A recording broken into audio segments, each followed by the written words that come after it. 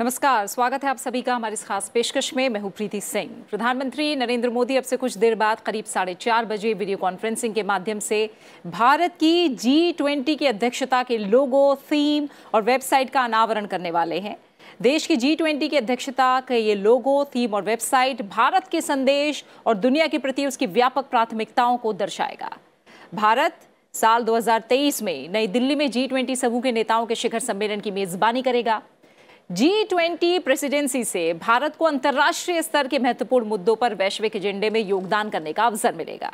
G20 अंतर्राष्ट्रीय आर्थिक सहयोग का एक प्रमुख मंच है जो वैश्विक सकल घरेलू उत्पाद का लगभग 85%, वैश्विक व्यापार का 75% और इससे अधिक हम कह सकते हैं, और साथ ही विश्व की लगभग 2/3 आबादी का प्रतिनिधित्व करता है। इससे इसकी अहमियत को जाहिर तौर पर समझा जा सकता है। G20 की अध्यक्षता के दौरान भारत देश भर में विभिन्न स्थानों पर 32 विभिन्न क्षेत्रों से संबंधित लगभग 200 बैठकें आयोजित करेगा। 17वां G20 राष्ट्राध्यक्षों और शासनाध्यक्षों का शिखर सम्मेलन इसी महीने इंडोनेशिया में होगा, जिसके बाद भारत दिसंबर 2022 से G20 की अध्यक्षता ग्रहण करेगा। आखिर क्यों अहम है भारत के लिए G20 की अध्यक्षता, क्या है इसके मायने और अहमियत, भारत के G20 के लोगो, थीम और वेबसाइट के जरिए किस तरह का संदेश दुनिया के सामने आ जा सकता है, इन सब पहलुओं पर आज हम चर्चा करेंगे। और इस पर चर्चा के लिए मेरे साथ स्टूडियो में खास मेहमान जुड़े हुए हैं। मेरे साथ फॉर्मर एम्बेसडर अशोक सज्जनहार जी स्टूडियो में मौजूद हैं। अशोक जी, बहुत बहुत शुक्रिया आपका और स्वागत हमारे साथ स्टूडियो में जुड़ने के लिए। धन्यवाद। आज के इवेंट की पहले सिग्निफिकेंस मैं आपसे समझना चाहूंगी। आई थिंक जिसे कहा जाए, जो भारत अब 1 दिसंबर 2022 से प्रेसिडेंसी ले रहा है, अध्यक्षता ले रहा है G20 का, तो उसमें हमारा अपना जो ब्रांड हमने इस्टेब्लिश करना है और उसमें जो हमने मैसेज देना है पूरी दुनिया को, संदेश जो हमने देना है, जो हम इसको आगे कैसे लेकर जाना चाहेंगे और पूरे विश्व की क्या रूपरेखा है, उसमें हम कैसे अपना योगदान देना चाहेंगे, तो वो इसके ऊपर निर्भर करेगा। आज का जो लोगो है, वेबसाइट से तो सारी इन्फॉर्मेशन जो भी हम काम कर रहे हैं, जैसे आपने प्रीति जी अभी बताया, जो करीब 200 के आसपास मीटिंग्स होंगी, करीब 40 के आसपास अलग अलग शहरों में अलग मुलाकात होगी 1 दिसंबर से लेकर अगले साल तक, पूरे 1 साल जब भारत इसकी अध्यक्षता करेगा, तो किस किस थीम पर होगी, क्या क्या सब्जेक्ट होंगे, क्या क्या मुद्दे होंगे जिसके ऊपर हम बात करेंगे, और लोगो क्या होगा, क्योंकि लोगो एक ऐसी चीज़ है जो कि बहुत ही बिना कुछ कहे, बिना किसी शब्दों में कुछ कहे, परंतु एक जगह सब अपना through the medium of graphics rather than through words वो सभी कुछ बताने का प्रयास करता है। तो ये पूरी दुनिया में इसका ये एक संदेश जाएगा। जैसे आपने कहा है, G20 तो बहुत ही महत्वपूर्ण एक विश्व संस्था है और सब जो विश्व के बड़े बड़े मुद्दे हैं, चैलेंजेस हैं, प्रॉब्लम्स हैं, उनके बारे में बात करने का, और मैं समझता हूँ जो आज से ज़्यादा कोई ऐसा समय नहीं रहा होगा जब से G20 बना है। 1998 1999 में बना है, शिखर सम्मेलन के स्तर पर 2008 में आया है। तो मैं नहीं समझता जो इससे पहले इतने मुश्किल, इतने गूढ़ गहरे मुद्दे या समस्याएं विश्व के सामने आई हैं जितनी की आज हैं।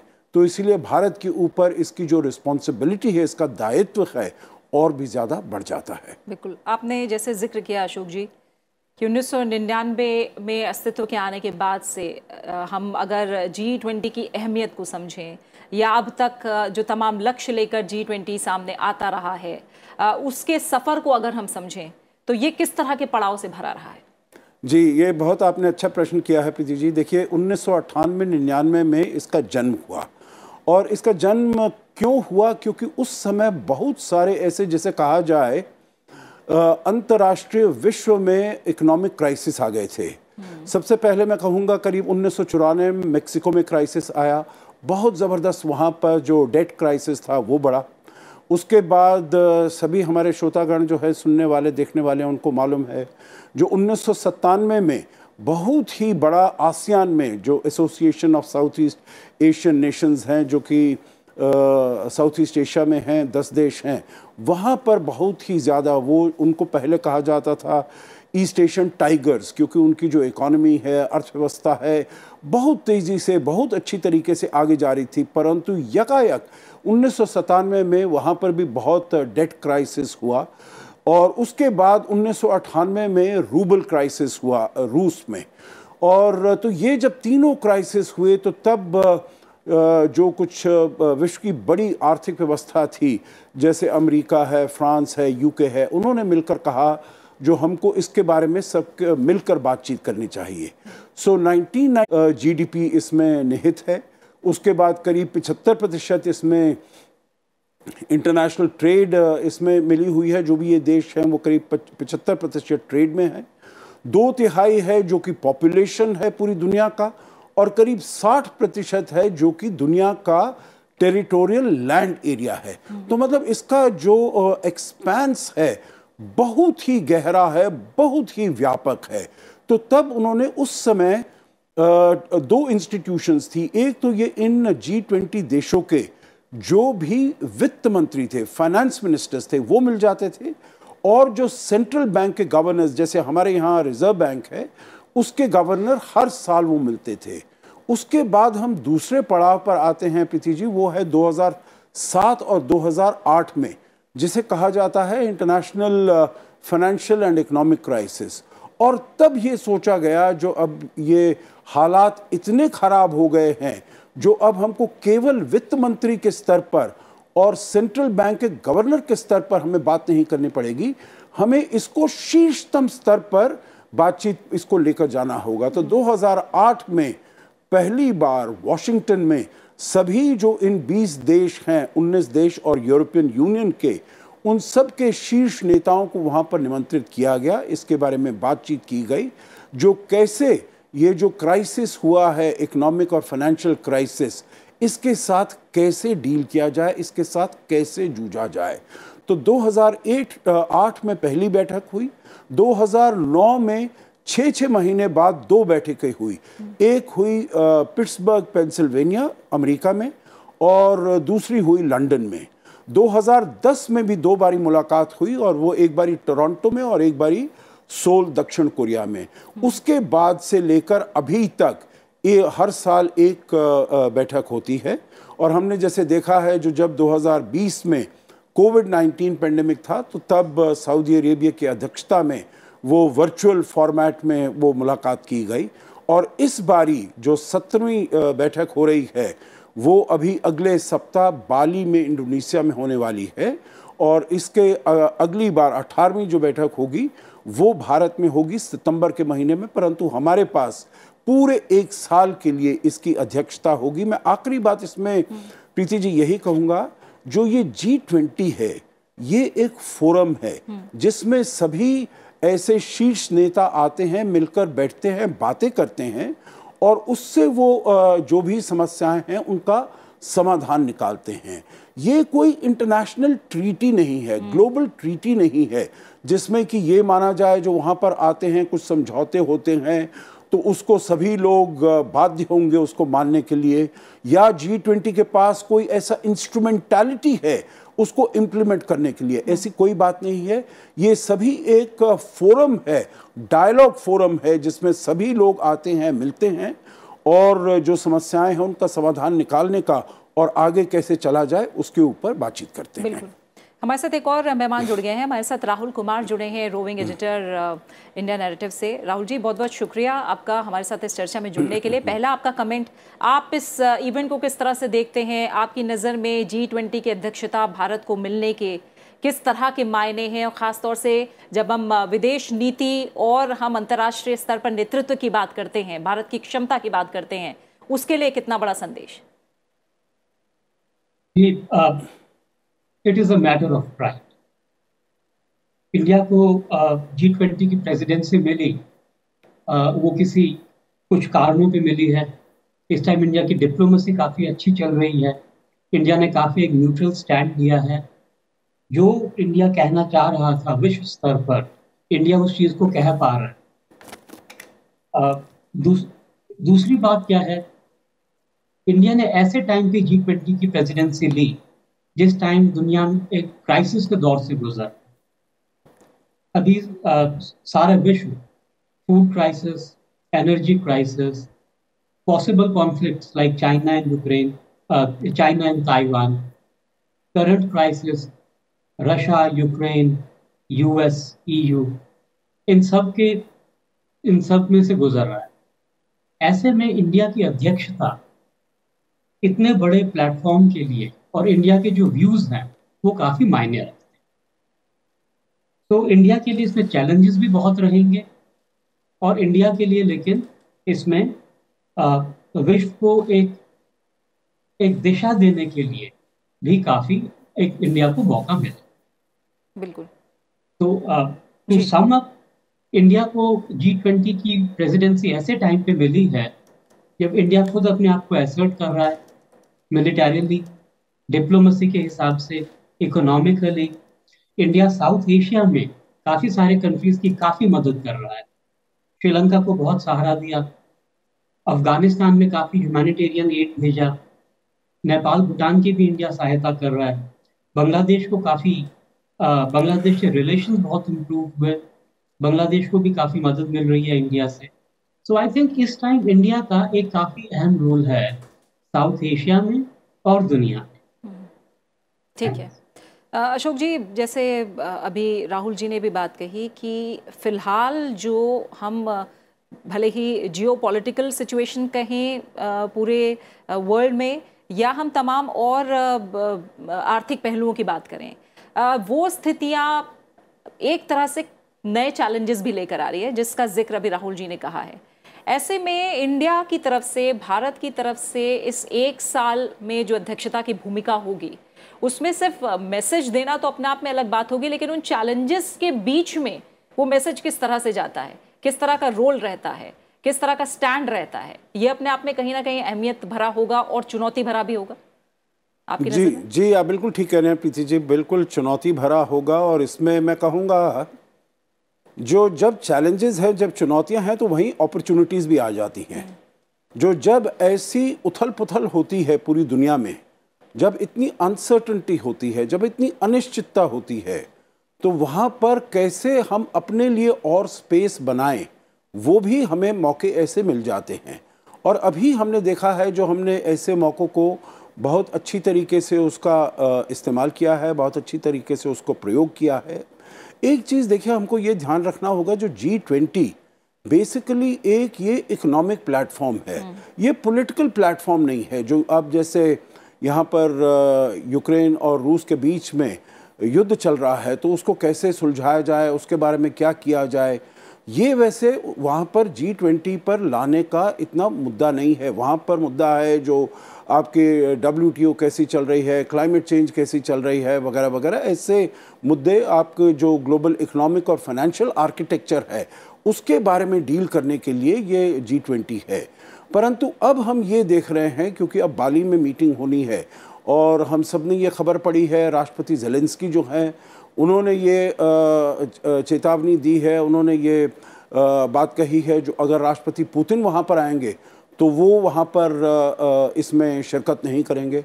और राष्ट्रपति ज़ेलेंस्की को तो इसीलिए न्योता दिया गया था क्योंकि जो पश्चिम के देश हैं वो चाहते थे, जो इंडोनेशिया इनको राष्ट्रपति पुतिन को वहाँ पर आमंत्रित नहीं करे, परंतु उन्होंने कहा ऐसा नहीं होगा, क्योंकि किसी एक देश के पास ये अधिकार नहीं है जो किसी और दूसरे देश को कहे जो आप इसमें सम्मिलित नहीं हो। तो तब पश्चिमी देशों ने कहा, अगर आपने उनको रूस के राष्ट्रपति को बुलाना है तो आपको यूक्रेन के राष्ट्रपति को भी बुलाना होगा, जिसके लिए वो मान गए थे।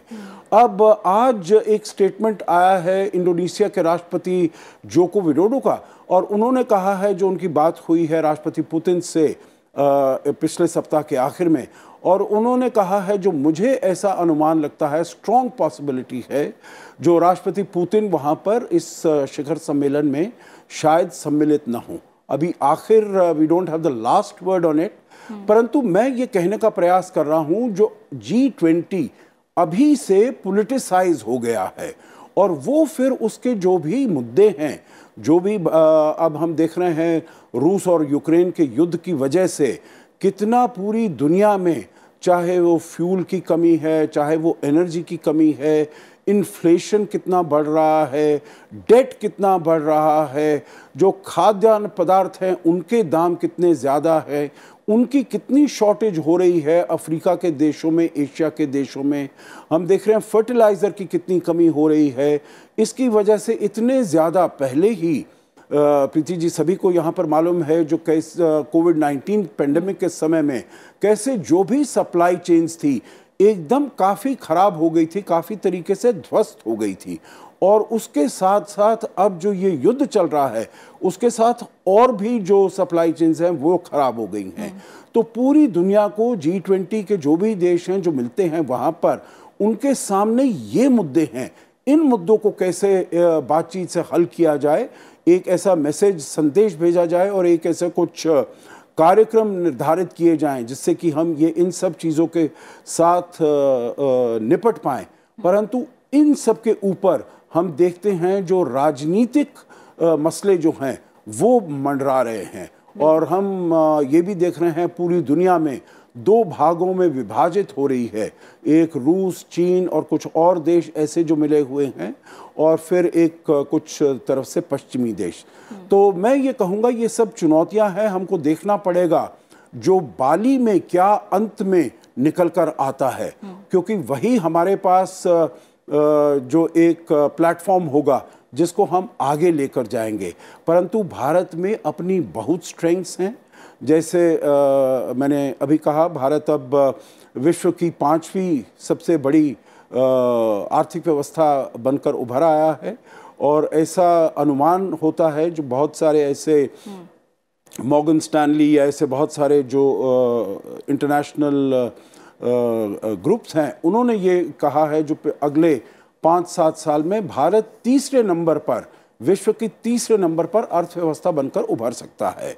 और अभी तो हम मेजर इकोनॉमीज में फास्टेस्ट ग्रोइंग है। तो इसीलिए भारत के पास अपने बहुत शक्ति भी है जिसका हम प्रयोग करेंगे और जिससे कि हम जब G20 के अध्यक्षता करते हैं तो इसमें एक बहुत ही छाप वहाँ पर हमारा इम्प्रिंट, इंडेलिबल इम्प्रिंट उसके ऊपर हम छोड़ पाएंगे। बिल्कुल, यही पॉइंट को मैं समझना चाह रही थी राहुल जी। आपने चैलेंजेस की बात की, अशोक जी ने हमें ओवरऑल G20 के बारे में समझाया कि किस तरह से ये किस तरह का मंच है और यहाँ किस तरह के मुद्दों पर चर्चा होती है और कैसे किसी ना किसी दरवाजे से आप देख रहे हैं कि राजनीतिक मुद्दे भी कहीं ना कहीं हावी होते दिख रहे हैं।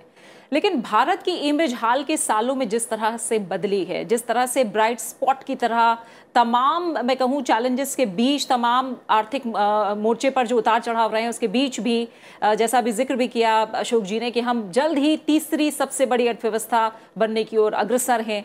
ऐसे में भारत की इमेज बदलना, भारत की बातों को गंभीरता से लेना दुनिया के लिए कहीं ना कहीं मैं कहूँ क्या एक तरह से मजबूरी भी होगी और कहीं ना कहीं जो भारत का स्टैंड और भारत की बातें हैं वो अब पहले से ज्यादा गंभीर तरह से ली जाएंगी? बिल्कुल। इंडिया सॉरी भारत की जो इकोनॉमी है इस टाइम इतनी दुरुस्त है कि इंडिया केवल अपनी बहुत इतनी बड़ी जनसंख्या को ही नहीं बल्कि अपने पड़ोसी देशों का भी ध्यान रखे। इंडियन इकोनॉमी की वजह से इंडियन साइंटिफिक प्रोग्रेस, वैक्सीन्स की प्रोग्रेस की वजह से इंडिया ने विश्व की पिछले कुछ सालों में काफी मदद करी। जब कोविड फैल रहा था उस टाइम वेस्टर्न कंट्रीज जिन्होंने वैक्सीन्स बनाए थे, जिन्होंने और भी दवाइयां बनाई थी, उन्होंने काफी हद तक होल्डिंग करना, अपने पास संभाल के रखना शुरू कर दिया था। इंडिया ने काफी हिम्मत दिखाई और उन वैक्सीन्स को सारी दुनिया के साथ शेयर करना शुरू किया। इतने कम समय में वो वैक्सीन्स बनाना एक इंडिया जैसे बहुत थोड़े से देशों के बस की बात थी। इंडिया ने वहां पे वैक्सीन्स बनाई, पूरे विश्व में वितरण करी और अपना एक छाप, एक स्टैंप लगा दी। सिमिलरली इस टाइम भारत उन थोड़े से चुनिंदा देशों में से है जिसकी इकोनॉमी अच्छी चल रही है, जो हर साल अगले काफी सालों तक तरक्की करेगा। इंडिया अपनी ही काफी सारी जनसंख्या को इंडिया ने पॉवर्टी से, गरीबी की रेखा से बाहर खींचा है। इतने चैलेंजेस थे, उसके बावजूद इंडिया कर रहा है। तो I think domestically, internationally India जो है काफी ठीक चल रहा है। दूसरा क्या है कि जब से ये यूक्रेन और रूस का युद्ध हुआ, तब से इंडिया ने एक स्टैंड लिया। इंडिया ने ना इधर की पार्टी ज्वाइन करी ना उधर की पार्टी करी। इंडिया ने एक न्यूट्रल स्टैंड लिया, उस पर कायम है इंडिया। इस चीज को हालांकि कुछ देशों को अच्छा नहीं लगा, कुछ पावर्स को ठीक नहीं लगा, इंडिया पे प्रेशर काफी है, लेकिन इंडिया ने अपना वो स्टैंड कायम। हमारे डिफेंस मिनिस्टर राजनाथ सिंह जी, उनसे कई बार पूछा गया, उन्होंने अपना एक मतलब क्लियर रखा कि भी भारत इस युद्ध की, इसको बिल्कुल किसी भी तरीके से सहमति इसको नहीं है। ये केवल बातचीत, डायलॉग के थ्रू रिजॉल्व हो सकता है। इंडिया उसमें मदद करेगा, हमारा वो स्टैंड है। Similarly foreign minister Shri Jaishankar ji से पूछा गया, वो काफी दबाव में रहे यूरोप में, यूएसए में, लेकिन उनका ये क्लियर था कि भाई इंडिया किसी भी साइड को समर्थन नहीं दे रहा और हम लोग केवल डायलॉग की प्रोसेस के थ्रू इसको हम बंद करवाना चाहते हैं। तो उस हिसाब से इस टाइम इंडिया को सुना जा रहा है, इंडिया को सीरियसली लिया जा रहा है। ये केवल बोलने की बात नहीं है, ये केवल डिप्लोमेसी की बात नहीं है। इस डिप्लोमेसी के पीछे इंडिया की आर्थिक व्यवस्था, रिसर्च एंड डेवलपमेंट, एक साइंटिफिक टेम्पर, जो हम एक प्रोग्रेस कर रहे हैं इस देश में, उसके पीछे इसका हाथ। ठीक है। तो इंडिया ने ये भी बोला G20 की कम से कम हम लोग तकरीबन 200 के करीब हम लोग मीटिंग्स करेंगे, अलग अलग स्तरों पे, अलग अलग डिपार्टमेंट्स, अलग अलग मुद्दों पर। आई थिंक इंडिया अपना एक छाप छोड़ेगा अगले 1 साल में कि हम लोग पूरी दुनिया को अपने साथ लेके चल सकते हैं और अलग अलग जो बहुत अहम मुद्दे हैं, climate change, food security, economic security, energy security, इन पे इंडिया अपना काफी योगदान पूरी दुनिया में G20 के थ्रू दे सकता। बिल्कुल। अशोक जी, एक तरह से देखें तो आज के दौर में जो तमाम देश हैं, जो तमाम बड़े देश हैं, उनका कहीं ना कहीं लक्ष्य ये है कि एक समान सोच वाले जो देश हैं उनको साथ लेकर आएं। पिछली बार अगर हम G20 की बात करें, जिस तरह से हमने देखा कि चीन के राष्ट्रपति शी जिनपिंग और कहीं ना कहीं पुतिन ने दूरी बनाकर रखी, आपको लग रहा है कि ये अपने आप को अंतर्राष्ट्रीय बिरादरी से कहीं ना कहीं अलग थलग करना, और इस बीच जैसे आपने आर्थिक अनुमानों को लेकर जिक्र किया, चीन की अर्थव्यवस्था को लेकर जिस तरह के अनुमान हैं कि वो धीरे धीरे नीचे की तरफ सरक रही है, उसे संभालना कहीं ना कहीं उसके लिए मुश्किल हो रहा है। तो ये जो विदेश नीति की झलक है भारत और ख़ासतौर से हम चीन के मायने में देखें, ये किस तरह से अलग है, और भारत का जो स्टैंड है, जैसे अभी राहुल जी ने भी बात की कि किसी तरह के दबाव में ना आना, अपनी विदेश नीति को, अपनी पहचान को अलग बनाकर रखना, ये दोनों ही पहलू किस तरह से हमें मजबूत कर रहे हैं अंतर्राष्ट्रीय मंच पर? जी, बहुत महत्वपूर्ण प्रश्न आपने किया है प्रीति जी, और इसमें देखिए दोनों बातें हैं।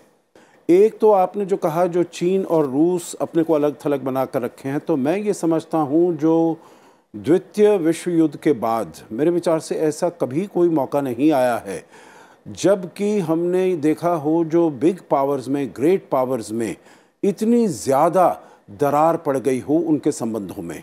एक तो पहले 1945 से लेकर 1991 तक हमें ये कोल्ड वॉर था, ठीक है, परंतु उसमें भी सोवियत संघ को और अमेरिका को उनको अपनी लिमिट्स मालूम थी, जो हम क्या कर सकते हैं। उनके बीच में डायलॉग चल रहा था, उनके बीच में बातचीत चल रही थी।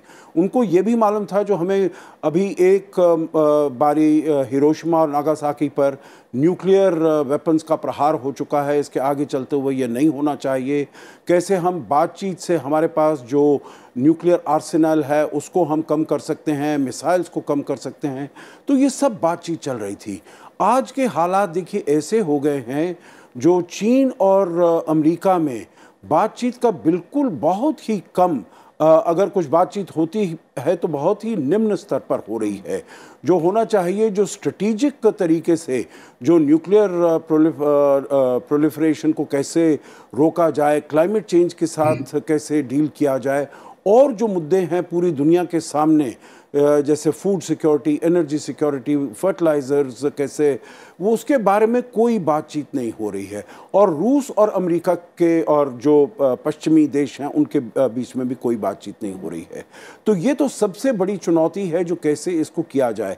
अब कैसे ये जो इतनी बड़ी खाई है इन देशों में, बड़े बड़े देशों में, इस खाई को कैसे भरा जाए, इस खाई को कैसे पाटा जाए, तो ये तो सबसे बड़ी चुनौती है। और मेरे विचार से पूरी दुनिया में ये एक ऐसी आशा है, ऐसी उम्मीद है जो भारत ही है जो कि ये काम कर सकता है, क्योंकि भारत ही एक बड़ी शक्ति है जो कि जिसके संबंध सभी देशों के साथ है। इसमें मैं वो बात कहूँगा, हमारी जो विदेश नीति, जिसके बारे में आपने दूसरा प्रश्न आपका था, हमारी विदेश नीति हमेशा रही है, प्रधानमंत्री मोदी ने भी इसके बारे में बहुत कहा है, जो वसुधैव कुटुंबकम की है हमारी विदेश नीति। हम सभी देशों के साथ एक परिवार के समान उनको मानते हैं और उनके साथ अपने संबंध रखना चाहते हैं। और हमने जो अपनी वैक्सीन मैत्री, जो करीब 200 मिलियन डोजेस हमने 100 से ज़्यादा देशों को भेजे कोविड-19 के, चाहे कोवैक्सीन हो या कोविशील्ड हो, तो उसका भी एक बहुत ही अच्छा रिएक्शन रहा, इसका बहुत ही अच्छा रिस्पॉन्स रहा है पूरी दुनिया में। दूसरा है जो हम सभी देशों के साथ बहुत ही अच्छे संबंध बना कर रखते हैं। ये तो चीन ने भारत के ऊपर हमला किया लद्दाख में 2020 में जून में, जो हमारे संबंध खराब उनके साथ हो गए, परंतु वैसे हमारे संबंध सभी देशों के साथ, बड़े छोटे देशों के साथ बहुत अच्छे हैं और हमने बहुत ही अच्छी तरीके से रीच आउट भी किया है। इसीलिए आपको याद होगा अभी कुछ ही समय पहले जो ये IMF की मैनेजिंग डायरेक्टर हैं क्रिस्टलिना गेorgieva, उन्होंने जब एनुअल रिपोर्ट अपनी प्रेजेंट कर रही थी तो उन्होंने कहा ये जो जहाँ पर हम पूरी दुनिया में चारों तरफ गहरा अंधेरा हम देख रहे हैं, तो उसमें एक भारत एक ऐसा देश है जो कि it's like a beacon of hope, जहाँ से उम्मीद, आशा की किरण हमें दिखाई देती है। तो इसीलिए मैं ये समझता हूँ जो सभी देश, भारत का जो प्रयास होगा, जो हम कुछ यहाँ पर महत्वपूर्ण कर पाएँ, जो भी यहाँ पर चैलेंजेस हैं, मुश्किलें हैं, वो हम उसको कैसे उनके ऊपर हम कंट्रोल कर पाएँ, काबू कर पाएँ। तो मैं समझता हूँ पूरी दुनिया को साथ लेकर चलने में भारत काफ़ी हद तक सफल होगा, क्योंकि भारत के पास इन सभी देशों का गुडविल है, सपोर्ट है, और वो समझते हैं जो भारत में इतनी सक्षमता भी है और इतनी परिपक्वता भी है, इतना उसमें बोल्डनेस है, करेज है, परंतु विजन भी है, जिससे कि ये जो चैलेंजेस हैं इनको हम कैसे हैंडल करें, इनको हम कैसे डील करें, वो सब ये दो समझते हैं भारत ये कर सकता है। और जो हमने अभी तक, जैसे जब G20 होती है, शिखर सम्मेलन होता है प्रीति जी, तो तब उसके साथ साथ हम अपने गेस्ट कंट्रीज़ को भी कुछ को इनवाइट कर सकते हैं। और हमने बहुत ही चुनकर गेस्ट कंट्रीज़ को इनवाइट किया है, जैसे बांग्लादेश है, इजिप्ट है, नीदरलैंड्स है। तो जो देश इसमें नहीं हैं और जो महत्वपूर्ण देश हैं, जो अलग हुए हैं, उन सबको हमने इसमें निमंत्रित किया है। क्योंकि ये विदेश मंत्री डॉक्टर जयशंकर का कहना है, जब उनकी अभी वो न्यूयॉर्क में गए थे, मुलाकात हुई उनकी करीब 60-70 विदेश मंत्रियों से, तो उनको ये बताया गया जो ये पूरी दुनिया में जो हो रहा है उसका सबसे अधिक असर तो ये जो विकासशील देशों पर हो रहा है, परंतु उनकी आवाज़ कुछ नहीं, कहीं नहीं सुनाई दी जा रही है। तो इसीलिए इन देशों के रिप्रेजेंटेटिव्स को भी यहाँ पर हमने आमंत्रित किया है, जिससे कि उनकी आवाज़ भी, जो भी निर्णय लिया जाता है, उनकी आवाज़ भी उसमें ज़रूर शामिल होनी चाहिए। बिल्कुल। और राहुल जी, जब G20 की बात हो रही है, G7 भी एक फोरम है जिसे हम मानते हैं कि ताकतवर देश हैं, G7 फोरम है, कई मायनों में वो G20 से अलग है, लेकिन आपको लग रहा है कि दोनों देशों के बीच कहीं ना कहीं कोई खास अंतर अब नहीं रह गया है? पिछले साल हमने देखा ऑस्ट्रेलिया, भारत, दक्षिण कोरिया, दक्षिण अफ्रीका ने भी G7 सम्मेलन में हिस्सा लिया था। क्या ये अंतर भी अब आप धीरे धीरे मिटता देख रहे हैं और इसके मायने क्या है?